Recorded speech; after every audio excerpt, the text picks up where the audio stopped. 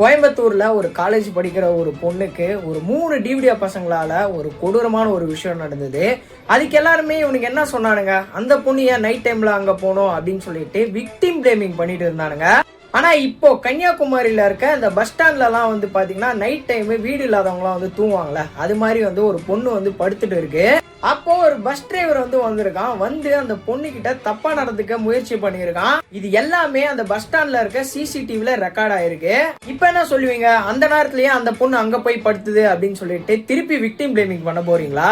இன்னும் எத்தனை நாளைக்கு தாண்டா பாதிக்கப்பட்டவங்களே குறை சொல்லிட்டு இருக்க போறீங்க? இன்னொரு ஜேர்னலிஸ்ட் இருக்கான். அவன் வந்து பாத்தீங்கன்னா இந்த கோயம்புத்தூர்ல பாதிக்கப்படுதுல, அந்த பொண்ணுடைய கேரக்டர் சரியில்லை, அந்த பொண்ணுடைய பேரண்டிங் சரியில்லை அப்படின்னு சொல்லிட்டு அந்த பொண்ணே சரியில்லைன்னு சொல்லிட்டு பேசிட்டு இருக்கான். அவன் அந்த ஜேர்னலிஸ்டுடைய கமெண்ட்ஸ் எல்லாம் போய் பார்த்தா அந்த பொண்ணு மேலதான் தப்பு மாதிரி இவனுங்க எல்லாம் பேசிட்டு இருக்கானுங்க. நீங்களா வந்து அந்த பொண்ணை பார்த்து என்ன கேக்குறீங்க, அந்த நேரத்துல நீ ஏன் வெளில போன, அந்த நேரத்துல ஏன் நீ அந்த பையன் கூட வெளில போன அப்படின்னு சொல்லிட்டு அந்த பொண்ணை பார்த்து கேக்குறீங்க.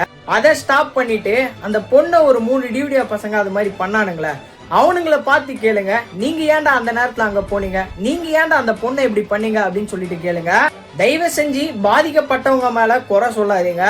ஒருத்தன் இப்படி பண்ணால அவனை பார்த்து நாக்கு புடுங்குற மாதிரி கேளுங்க.